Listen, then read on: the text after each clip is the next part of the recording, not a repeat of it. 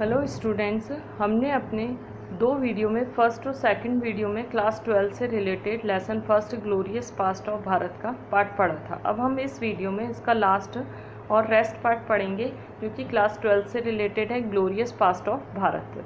बेटा, जो हमारा जो सिंधु घाटी सभ्यता, सिंधु सिविलाइजेशन है, वो एज इट इज़ है और बुक में मैंने मार्क करा दिया था। आप लोग वो स्टडी कर लीजिएगा और फिर बाद में मैं तुम्हें करा दूँगी। लेकिन अभी हमारा ये इम्पॉर्टेंट टॉपिक है ग्रेट डॉकयार्ड। सबसे ज़्यादा मोस्ट इम्पॉर्टेंट टॉपिक है ग्रेट डॉकयार्ड। डॉकयार्ड का मतलब होता है जहाँ पे जो शिप्स वगैरह होते थे वो ठहरते थे। A brick structure has been discovered from Lothal. Dockyard हमें कहाँ से मिला है, यानी कि जो सी पोर्ट्स हैं वो हमें कहाँ से मिले हैं, लोथल से मिले हैं। लोथल एक जगह का नाम है। जो डॉकयार्ड्स हैं वो हमें कहाँ से मिले हैं, लोथल से मिले हैं। फिर हमारा नेक्स्ट पॉइंट आ जाता है average size of this dockyard 214 and multiply 36 metre. Dockyard हमें कहाँ से मिले हैं, लोथल से मिले हैं। फिर हमारा नेक्स्ट पॉइंट आ जाता है इसी में ही, नेक्स्ट आ जाता है फिर है characteristics of social life. Sindhu घाटी सभ्यता में सोशल लाइफ के क्या क्या कैरेक्टरिस्टिक्स थे। सबसे फर्स्ट हमें पॉइंट पढ़ेंगे सिंधु घाटी सभ्यता में सोशल कैरेक्टरिस्टिक्स क्या क्या था। सबसे देख लो पहले, रूलर्स प्रोमिनेंट थे। Rulers are important person lived in the citadel. Rulers होते थे वो जो ज़मीन के ऊपर के पार्ट में रहते थे, जिसे हम सीटाडल कहते थे। Other people live in town part, और दूसरे पीपल्स होते थे वो नीचे के पार्ट में रहते थे। The smallest unit of society was family. Family की जो स्मॉलेस्ट यूनिट होती थी सोसाइटी की, वो क्या थी, फैमिली। जो the smallest unit of the society, family. फिर हमारा नेक्स्ट टॉपिक आ जाता है बेटा, यहाँ से आ जाता है नेक्स्ट पार्ट से सभा और समिति के बारे में बाद में पढ़ के हम पहले पॉलिटिकल सिस्टम मेजर कैरेक्टरिस्टिक्स। सिंधु घाटी सभ्यता में जो पॉलिटिकल सिस्टम था, सिविलाइजेशंस थी, उनमें जो पॉलिटिकल सिस्टम था उसके बारे में हम स्टडी करेंगे। इस systematic political life was started in वैदिक पीरियड। वैदिक पीरियड में एक सिस्टमैटिक पॉलिटिकल लाइफ स्टार्ट हो गई थी। इसकी सबसे स्मॉलेस्ट पॉलिटिकल यूनिट को कहते थे कुला and the largest political unit को कहते थे राष्ट्र।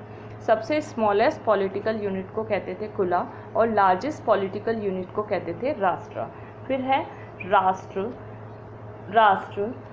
गण, विश्व और ग्राम, और kula was the descending order of the political organisation. Political organisation थी डिसेंडिंग ऑर्डर में थी। राष्ट्र, जन, विश्व और कुला, ये डिसेंडिंग ऑर्डर में थी political organisation. The head of kula, जो कुल के हेड होते थे उसे हम क्या कहते थे, कुलप कहते थे। और हेड ऑफ ग्रामा, ग्राम के हेड को हम कहते थे ग्रामीण। ऑफिसर ऑफ विश्व, विश्व के ऑफिसर को कहते थे विश्वपति। और हमारा आ जाता है हेड ऑफ जन, जन के हेड को कहा जाता था गोपा कहा जाता था। ये सारा हम पढ़ रहे हैं पॉलिटिकल सिस्टम। सबसे पहला पॉलिटिकल सिस्टम में स्मॉलेस्ट पॉलिटिकल यूनिट थी कुला। फिर है लार्जेस्ट पॉलिटिकल यूनिट थी राष्ट्र। राष्ट्र, जन, विश्व, ग्राम और कुला डिसेंडिंग ऑर्डर में थे पॉलिटिकल ऑर्गेनाइजेशन में। हेड ऑफ कुला, कुल के हेड को क्या कहते थे, कुलप कहते थे। और ग्राम के हेड को ग्रामीण कहते थे। और विश्व के ऑफिसर को कहते थे विश्वपति। और जन के हेड को कहते थे गोपा। स्टेट हैज़ कॉल्ड राष्ट्र, स्टेट को राष्ट्र कहते थे। और राजा वॉज द हेड ऑफ राष्ट्र, राजा हेड होता था राष्ट्र का। फिर है the post of Raja was the hereditary. Hereditary का मतलब होता है सक्सीजर वाइज, मतलब रिलेशन में ही चलता रहता था। फिर हमारा आ जाता है next point, people used to give tax to the king called बलिहारा। पीपल किंग को टैक्स देते थे जिसे हम क्या कहते थे, बलिहारा कहते थे। फिर हमारा आ जाता है 5 प्रोमिनेंट जना। जो वैदिक एज थी उसमें 5 प्रोमिनेंट जन थे। अनु था, यदु था, तुर्वुश था, ध्रुव था और पुरु था। ये हमें बताते हैं दसराज बैटल के बारे में बताते हैं। इट मीन्स किंग सुशीन था, उसने 10 राज बैटल किया था, 10 राजाओं के साथ युद्ध किया था। ये हमें उसके बारे में बताते हैं। ये सारे जने 10 जो सुशीन था उसके अगेंस्ट थे। और पुराने टाइम में जो पीपल्स राजा को टैक्स देते थे उसे हम क्या कहते थे, बलिहारा कहते थे। फिर हमारा नेक्स्ट पॉइंट आ जाता है यहाँ से सभा और समिति।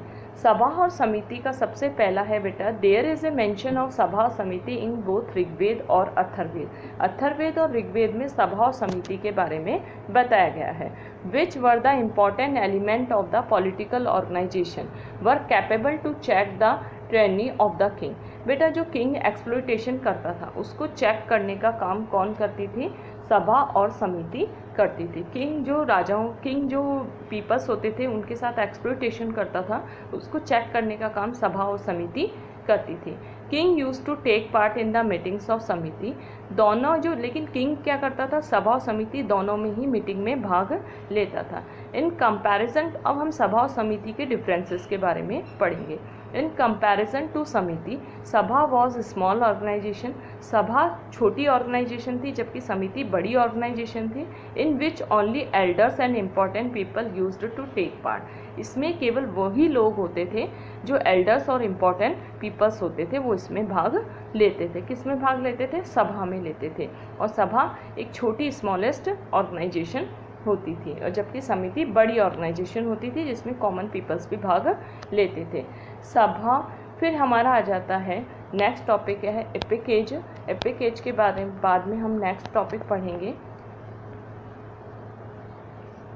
अब बेटा इस वीडियो में मैं यहीं पे ये लेसन पूरा फिनिश करती हूँ बेटा। ये हमने 2 वीडियो में क्लास 12 का lesson first glorious past of Bharat पढ़ा था, और इस वीडियो में हमने पूरा टॉपिक स्टडी कर लिया है ग्लोरियस पास्ट ऑफ भारत का क्लास 12 का lesson first. Glorious past of Bharat class 12 का लेसन फर्स्ट। इसमें ये वो टॉपिक हैं जो बहुत ही इम्पॉर्टेंट हैं और एग्ज़ाम में बहुत ही ज़्यादा वैल्यूबल हैं। क्लास 12 का lesson first glorious past of Bharat के हमने मोस्ट इम्पॉर्टेंट टॉपिक्स स्टडी किए थे।